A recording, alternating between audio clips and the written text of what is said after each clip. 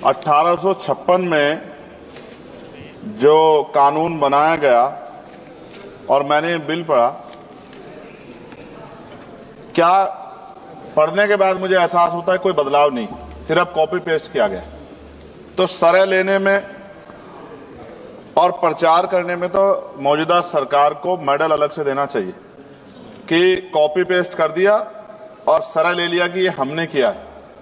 नाम बदलने में और सरह लेने में हमारी सरकार को महारत हासिल है, जबकि हकीकत ये है कि ये इंटरनेशनल लॉ है जिसके आधार पर सभी देशों को काम करना पड़ता है। अगर सरकार कुछ बदलाव चाहती थी तो इसमें बिल को इलेक्ट्रॉनिक फॉर्मेट में कर सकते थे। ये डिजिटल युग है, चर्चा होती है और सब जगह, आप तो फोन से लेकर सब जगह जो है डिजिटल बातें होती हैं, लेकिन फॉर्मेट आपने कागज में ही रखा है।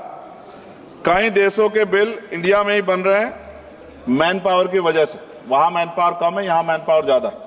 अगर ये इलेक्ट्रॉनिक फॉर्मेट में आ जाता तो बहुत से भारतीयों को रोजगार मिल जाता। लेकिन मुझे ये भी बताना पड़ेगा कि हमारी सरकार का रोजगार देने में उनको बड़ी परेशानी है और वो रोजगार देने के खिलाफ, इसलिए उन्होंने शायद इलेक्ट्रॉनिक फॉर्मेट में नहीं रखा। जैसे उदाहरण, ऑस्ट्रेलिया में कोई माल चढ़ता है जहाज पर, उसकी इन्वेंट्री यहां बनती है, उसके लैंडिंग बिल भी इंडिया में बनते हैं।